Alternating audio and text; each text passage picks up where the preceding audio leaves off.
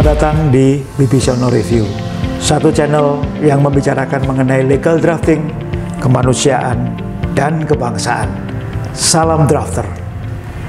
Dalam edisi kali ini, saya ditemani oleh Maun Kofilian. Ya, Pak. Selamat pagi. Pagi, Pak. Gimana kabarnya, Pak? Baik. Alhamdulillah baik. Sehat semua ya? Alhamdulillah sehat, Pak. Memang di tengah COVID ini kita harus tetap berhati-hati ya. Jadi ada sedikit jarak nih, nggak apa-apa. Iya. Karena semua udah booster ya. Siapa udah 3 kali vaksin? 3 kali ya. Oke. Gini, Pak. Sekarang kan sedang terjadi perang antara Rusia dan Ukraina yang dimulai tanggal 24 Februari tahun 2022, Pak. Sekarang sudah tanggal 18 Maret, jadi udah 3 minggu lebih, Pak. Betul. Yaitu dari perspektif legal drafting itu seperti apa ya, Pak? Ya, jadi kalau kita lihat ya, ini perang yang cukup menyita perhatian publik internasional ya. Betul, Pak. Jadi kalau kita lihat di Indonesia pun tiba-tiba banyak pengamat, kemudian tiba-tiba banyak opini. Betul. Nah kalau kita perhatikan, bahkan di satu titik perang ini cukup membelah opini publik di masyarakat ya. Ada yang pro Rusia, kemudian ada yang ke Ukraina ya. Tapi kali ini kita mungkin tidak akan terlalu detail membahas itu. Karena di channel-channel lain itu sudah banyak dibahas. Betul, Pak. Jadi kita lebih kepada bagaimana dalam perspektif hukum humaniter ya. Kalau kita lihat ya, peran dari legal drafter itu sangat banyak. Iya. Termasuk ketika saat dia kemudian misalnya melakukan drafting terhadap peraturan perundang-undangan mengenai pengakuan Indonesia atau pengesahan Indonesia atas konvensi tertentu yang kita ikuti. Iya. Jadi kalau kita lihat perang yang terjadi semenjak bulan lalu ya, betul, itu Pak. Memang kemudian membuat orang bertanya kembali mengenai apa yang kita sebut sebagai perang yang adil, yang just war ya.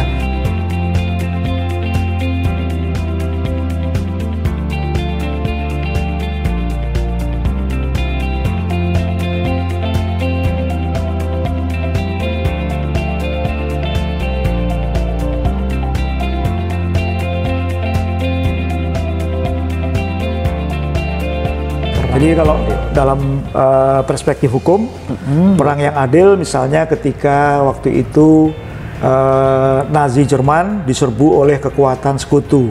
Iya. Kalau kita lihat sebelum ada Perang Dunia Kedua, Amerika lebih cenderung untuk menutup diri ya. Iya. Ada doktrin Monroe ya.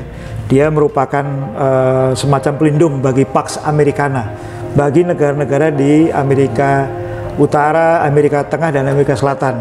Namun dengan adanya Perang Dunia Kedua kemudian bergeser. Dalam perspektif hukum internasional, ada yang kita sebut sebagai perang yang adil tadi atau just war tadi ya. Oke, Pak. Jadi misalnya ketika waktu itu sekutu yang dimotori oleh Amerika dan Inggris kemudian menyerang Nazi.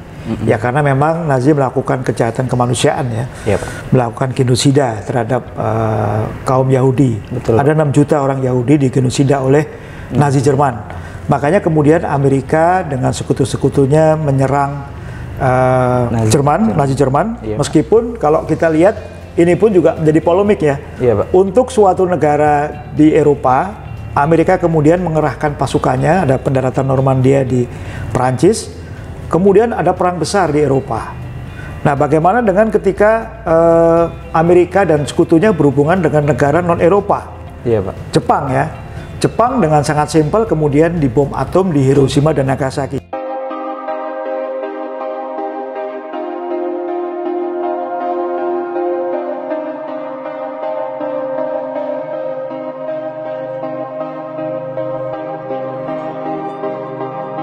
Kita nggak bisa membayangkan kalau bom atom itu dijatuhkan di Eropa ya. Tadi ini mungkin kontroversi. Responnya beda. Iya. Tetapi ini memang menarik ya. Iya. Jadi selalu saja perang itu pasti akan dibumbui dengan berbagai unsur. Iya. Ada yang berbau agama, ada yang berbau etnis ya tentu saja. Betul, Pak. Kemudian ada yang berbau kepentingan-kepentingan. Yang berbau agama kita sudah pernah mengenal adanya perang salib ya yang sangat menimbulkan perpecahan dunia. Dan itu sangat lama ya, Pak. Sangat lama dan berbekas sampai sekarang. Kita traumatis betul hubungan keagamaan antara agama satu dengan lain sangat dipengaruhi oleh perang itu, sensitif betul. Makanya mungkin untuk membuka lembaran kemanusiaan baru, mestinya kita harus lupakan semua perang-perang di masa lalu. Oke. Kemudian nih Pak, saya ada pertanyaan menarik nih Pak. Baru-baru ini Rusia menginvasi Ukraina.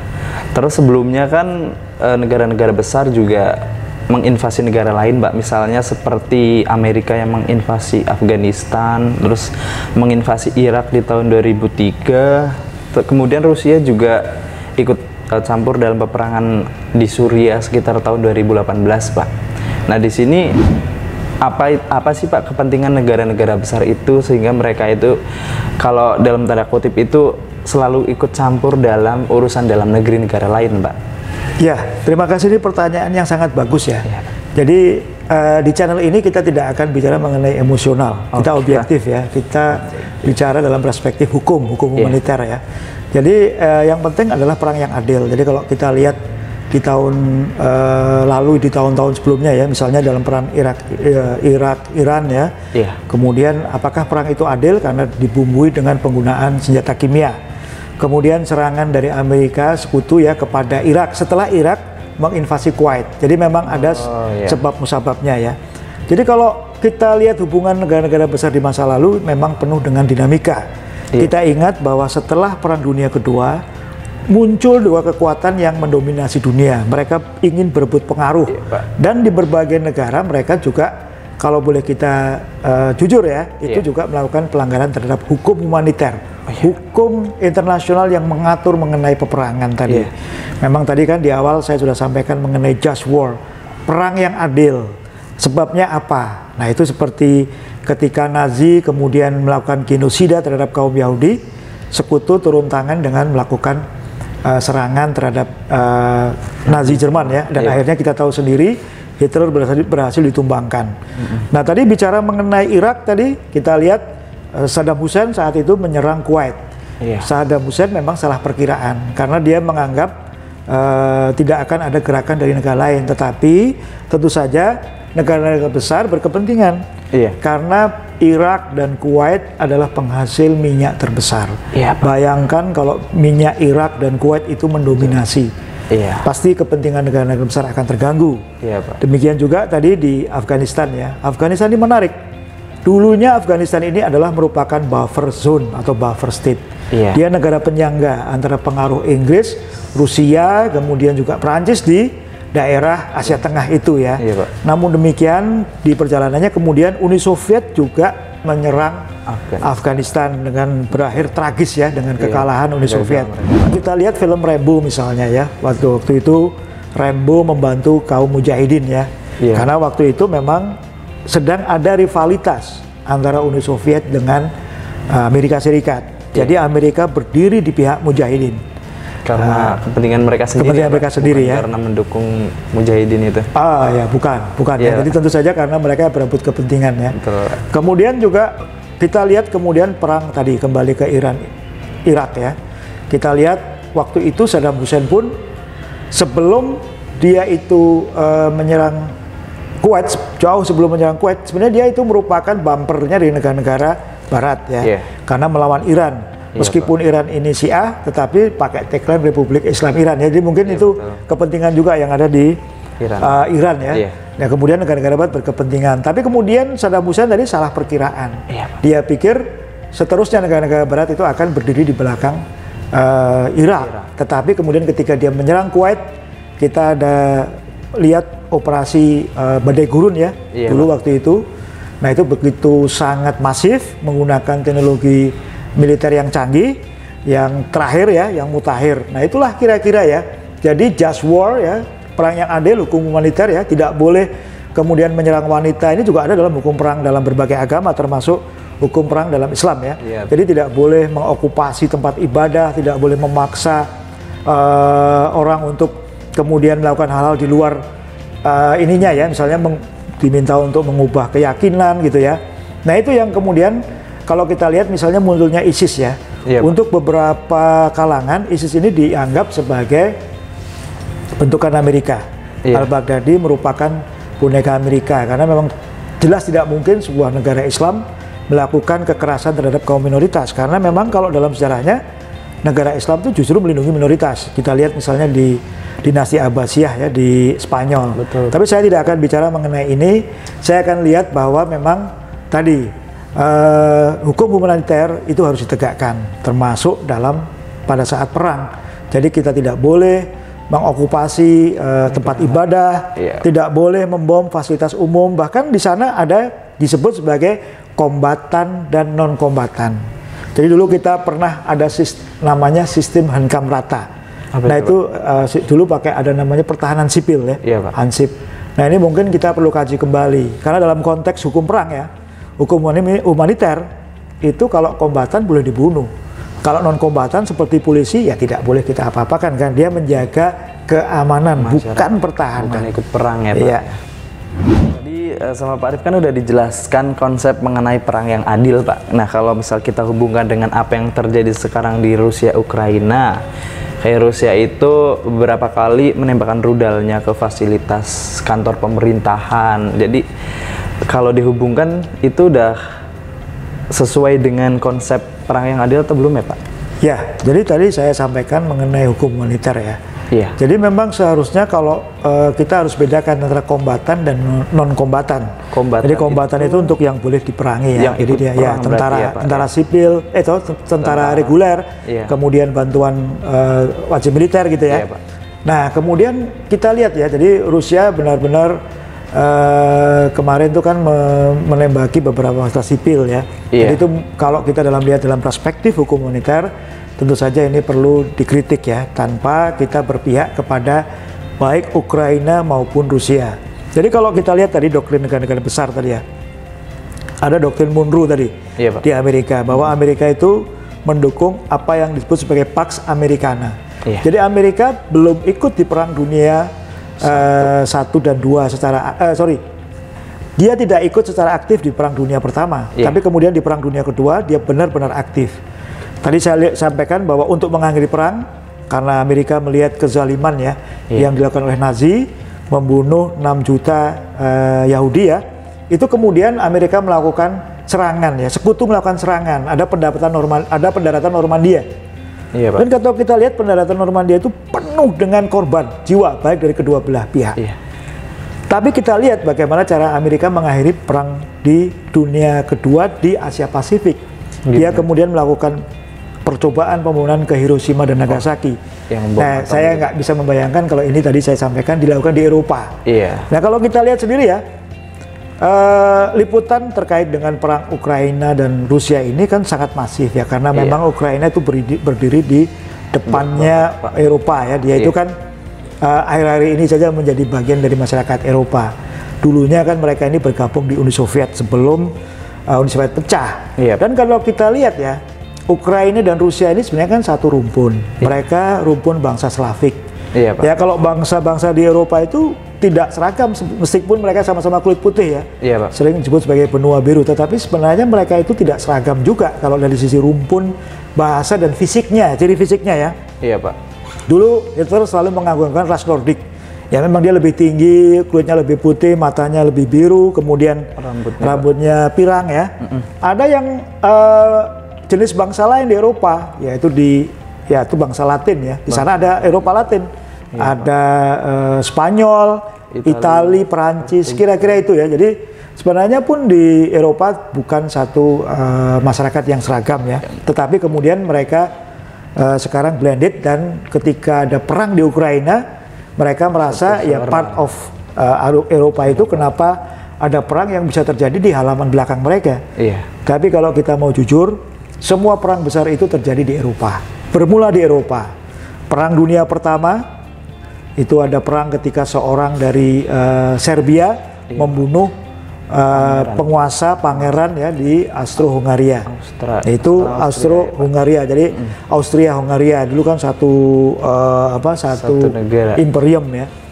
Nah itu sebenarnya peristiwa-peristiwa besar, perang-perang besar itu dimulai di Eropa. Demikian juga kalau kita lebih jauh, gerakan Reconquistador ya, gerakan yang diinisiasi oleh Spanyol dan Portugal ya dimulai di Eropa.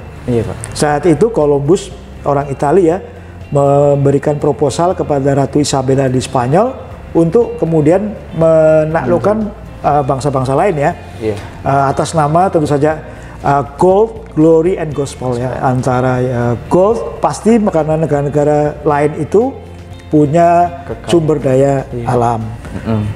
Glory, kejayaan. Bahkan Spanyol dan Portugal pernah membagi dunia ini untuk dua orang itu. Kemudian ada perjanjian Tordesillas ya. Iya, Pak. Itu membagi dunia menjadi dua, di bawah kekuasaan Portugal dan kekuasaan Spanyol. Iya. Kemudian muncul imperium baru, kekuasaan Inggris. Ya, sering disebut bahwa matahari itu nggak pernah padam di bumi Inggris karena begitu banyak, sangat luas wilayahnya. Luas, sangat wilayah imperium British itu ya. Iya. Jadi kita lihat memang ya orang-orang kulit putih itu, kalau kita mau bicara mengenai kulit ya. Iya. Tapi saya sebenarnya tidak suka dengan pendekatan itu ya. Orang-orang Eropa ya mereka lah yang memulai perang-perang besar. Itu kira-kira yang terjadi di dunia ini. Iya. Nah, kembali tadi ke negara-negara lain ya. Perang-perang misalnya di Vietnam, itu juga waktu itu dipicu oleh rivalitas antara Uni Soviet dan Amerika. Iya. Jadi kalau kita lihat tadi di bangsa-bangsa Eropa, ada bangsa Nordik tadi ya, yang lebih putih, lebih tinggi, kemudian bangsa Latin ya, kalau kita lihat Macron itu kan, Pak Macron ya, Presiden Prancis kan agak pendek, rambutnya hitam, itu namanya Eropa Latin ya. Ada Italia, Spanyol, Portugal, itu Eropa, Prancis itu Eropa Latin ya. Iya. Kemudian ada bangsa Slav ini, bangsa Slavik atau Slav ini, itulah yang ada di Eropa Timur.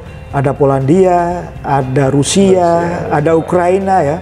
Di antara bangsa Slavik ini yang menonjol adalah orang Rusia. Iya. Bahkan salah satu rumpun bahasa Slavik, yaitu bahasa Rusia, kemudian digunakan sebagai salah satu bahasa di Dewan Keamanan PBB.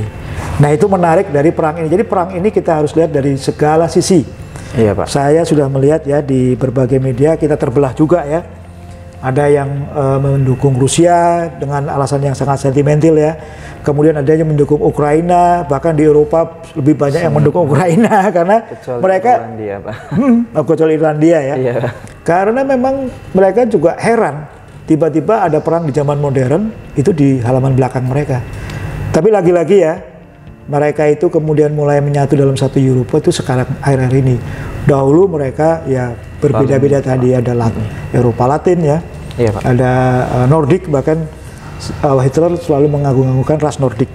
Gitu, kira-kira itu Mas. Terus ini Pak, untuk belajar dari kejadian ini Pak, apa sebaiknya yang dilakukan oleh Indonesia? Bagaimana sikap Indonesia itu terhadap negara-negara besar Pak, kayak Amerika, Rusia, dan yang terbaru Cina yang sekarang ekonominya makin bagus gitu Pak? Betul, ini pengamatan yang bagus ya. Jadi Cina itu sekarang sudah menjadi kekuatan superpower kedua setelah runtuhnya Uni Soviet. Ya. Nah, kalau kita lihat Rusia sebenarnya cukup jauh ya dengan Indonesia, karena Rusia itu kan menguasai sepertiga dunia. Iya. Tetapi saat ini dia tidak punya kekuatan armada lautnya yang memadai. Nah, ini sekarang Cina ya. Jadi Cina atau Tiongkok ya kita sebut memang sangat agresif. Mereka menyebut Laut Cina Selatan. Iya. Nah, menurut saya langkah yang dilakukan oleh Presiden kita Pak Jokowi dan Menhan Prabowo sangat tepat. Kita perlu melakukan upaya untuk memperkuat alutsista kita. Iya, Pak. Alat pertahanan kita. Ya, Pak. Ada adagium yang menyatakan bahwa civis pacem para belum. Apabila kita ingin damai, bersiaplah untuk perang. Nah, itu selalu digunakan oleh negara-negara besar. Kita lihat ya, Rusia meskipun sudah tidak lagi menjadi superpower kedua setelah Amerika, tetapi dia masih menimbun senjata nuklir ya. Iya, dan ini yang ditakuti. Negara nuklir di dunia itu hanya sekitar 5 negara, yaitu Amerika Serikat, Rusia, Perancis, Inggris, Rusia, Tiongkok. Ya, kemudian India, Pakistan ya yang menyusul kemudian ya. India, Pakistan ini bahkan Korea mereka Utara karena juga, Korea Utara ya. Iran juga lagi sedang mulai. Betul. Israel jelas ya. Kita lihat ya, kalau ingin damai bersiaplah perang. Jadi kita lihat misalnya Israel yang dikelilingi oleh 22 negara Arab karena dia punya nuklir. 22 negara Arab yang tergabung dalam Liga Arab pun tidak berani. Demikian juga Korea Utara. Amerika juga nggak berani hitung-hitung 2 kali karena dia punya negara nuklir. Iya, Pak. Antara India dan Pakistan juga dua-duanya saling menjaga karena mereka punya senjata nuklir. Ya, meskipun Indonesia komit ya Pak, untuk melakukan pelucutan senjata nuklir ya, tetapi bukan berarti kita tidak bersiap-siap diri. Tadi civis pacem para belum ya, bersiaplah untuk perang kalau kita ingin damai. Itu terbukti. Jadi Israel setelah 3 kali menang perang Arab Israel, dia punya nuklir. Sekarang negara-negara Arab pasti akan jeri untuk menyerang Israel. Nah kemudian juga India, Pakistan tadi ya, mereka damai justru karena mereka punya nuklir. Tapi Indonesia komit untuk tidak punya nuklir. Tetapi bagaimana caranya kita melindungi diri, tentu saja lewat ASEAN ya. Kita juga akan melakukan aliansi strategis misalnya untuk mengamankan perairan Cina Selatan. Karena memang dengan munculnya Tiongkok sebagai kekuatan baru, kita juga harus hati-hati. Kita memang tidak terlalu naif ya, tetapi seperti apa yang disampaikan Bung Karno dan Bung Hatta, kita akan mengarungi 2 karang ya, waktu itu ada Soviet dan Uni Soviet dan Amerika. Sekarang pun kita juga harus memanfaatkan semaksimal mungkin perseteruan-perseteruan itu, tetapi tentu saja dengan tujuan-tujuan damai. Karena di hati kecil manusia pasti ingin perdamaian. Betul, Pak. Bahkan persiapan untuk perang pun itu merupakan upaya untuk berdamai. Ya, jadi kalau kita lihat ya, perang-perang ini mungkin kita harus mulai tadi melihat apakah perang ini perang yang adil, bagaimana perang ini dalam perspektif negara-negara besar ya. Tadi karena memang Rusia itu misalnya dia harus menjaga kepentingannya, bagaimana kemudian dia ingin menciptakan Ukraina sebagai buffer, karena pada dasarnya mereka itu kan 2 orang rumpun bangsa Slavik ya. Betul, Pak. Slavia. Mereka bahkan ada yang disebut sebagai Slavian Brotherhood ya. Rumpun bangsa, persaudaraan rumpun bangsa Slavik. Demikian juga orang Perancis ya. Orang Perancis meskipun kemudian dia itu Latin, tapi kemudian dia pernah juga dikuasai oleh Inggris. Perancis itu pernah dijajah Inggris juga. Pak. Iya. Baru tahu saya, Pak. Ya, jadi itu kemudian mereka juga mix ya. Sebenarnya tidak ada satu bangsa pun yang murni di dunia ini. Jadi cita-cita Hitler itu juga utopia aja. Jadi kalau kita lihat di DNA kita ya, kita pasti akan ini. Itulah makanya kita harus senantiasa menjaga nilai kemanusiaan lepas dari agama apapun kita, karena nilai-nilai kemanusiaan itu pada dasarnya milik kita bersama. Dia sudah cukuplah. Dulu ada perang salib, perang Irak-Iran, perang dunia pertama, perang dunia kedua, perang Inggris dengan Irlandia yang juga berbasis agama ya. Kemudian perang-perang di Serbia, bekas jajahan bekas negara Yugoslavia, di sana ada Bosnia Herzegovina, ada Kosovar atau Kosovo, itu ya. Dulu Rusia juga membom chatnya ya sampai peot begitu ya. Jadi nah sekarang mereka sudah damai dan bagus ya antara hubungan antara chatnya dengan Federasi Rusia secara umumnya ya, dan bahkan chatnya masih bernaung di Federasi Rusia. Dan menurut saya Indonesia juga seperti disampaikan oleh Bung Karno, kita itu tidak mengenal suku, agama, dan ras. Bangsa Indonesia ditentukan karena persamaan nasib. Jadi kalau bicara mengenai orang Indonesia itu seperti apa ya akan bermacam-macam.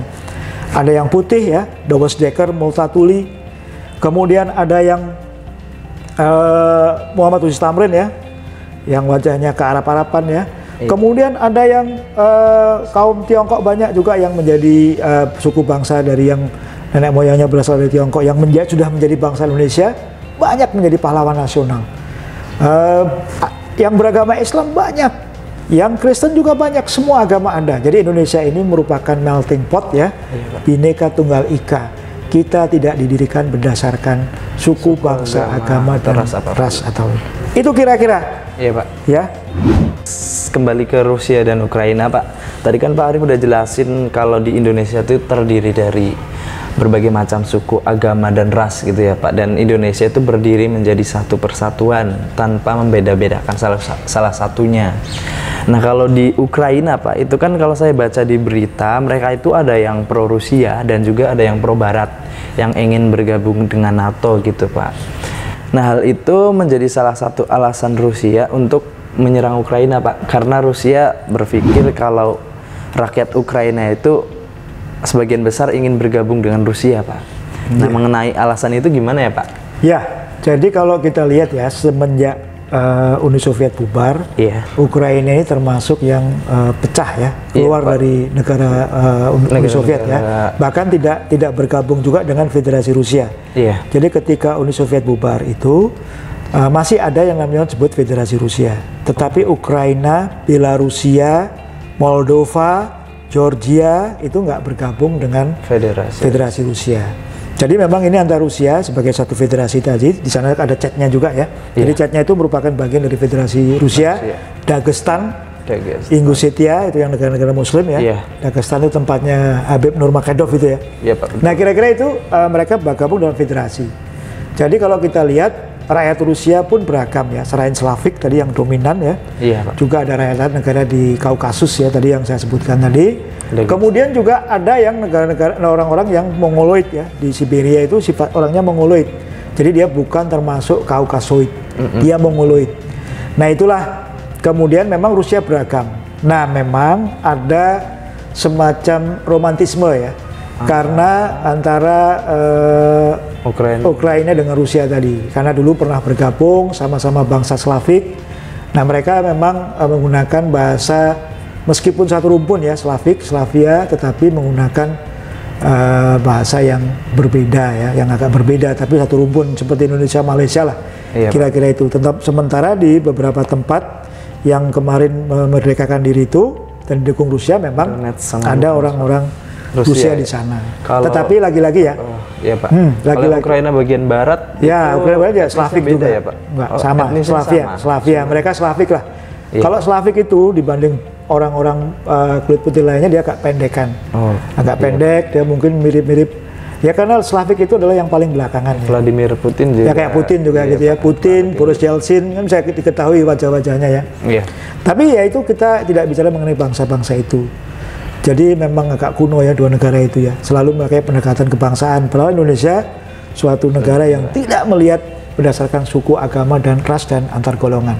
Kalau agama mereka sama, mereka adalah ortodoks ya, Kristen ortodoks. Tapi itu saya sangat tidak suka dengan pendekatan keagamaan dan pengklasifikasian manusia berdasarkan ras. Pak. Tadi hanya untuk memudahkan saya menyebut bangsa Slavik tadi, karena mereka kawan-kawan kita di Eropa itu selalu bicara mengenai itu ras itu ya. Dulunya mereka dibagi dalam ras itu. Hitler mencanangkan ras Nordik tertinggi. Sekarang mereka agak bagusan, semangat Eropa yang satu, Uni Eropa ya. Tetapi ya masih pendekatan yang berbau warna kulit tadi. Kalau kita lihat kemarin ada insiden yang berkulit hitam ya, pengungsi. Nggak boleh melewati perbatasan. Ya itu ya, kira-kira ya. Terus beberapa reporter juga menyampaikan kalau yang diterima ke Eropa hanya yang seperti itu ya. Jadi itu mungkin alam bawah sadar ya, kita mestinya sebagai bangsa Indonesia ini mungkin sebagai closing ya. Pak. Kita sebagai bangsa Indonesia perlu memberikan contoh kepada dunia bahwa suku, agama, ras itu bukan faktor penentu kita bersatu. Persamaan nasib ya, kemudian berbagai hal yang membuat kita bisa punya semangat yang sama, semangat untuk makmur, berkeadilan, sejahtera gitu ya. Jadi kalau di Amerika pun meskipun mereka ada juga semboyan seperti Indonesia, saya lihat masih ada friksi mengenai ras tadi ya. Kita tidak bisa menafikan mereka baru tahun sekian itu atas perjuangan pendeta Martin Luther King dan Malcolm X ya, Kiai Malcolm X ya. Itu mereka baru lepas dari semacam politik apartheid. Segregasi warna kulit. Kita nggak pernah Indonesia itu melihat berdasarkan warna kulit.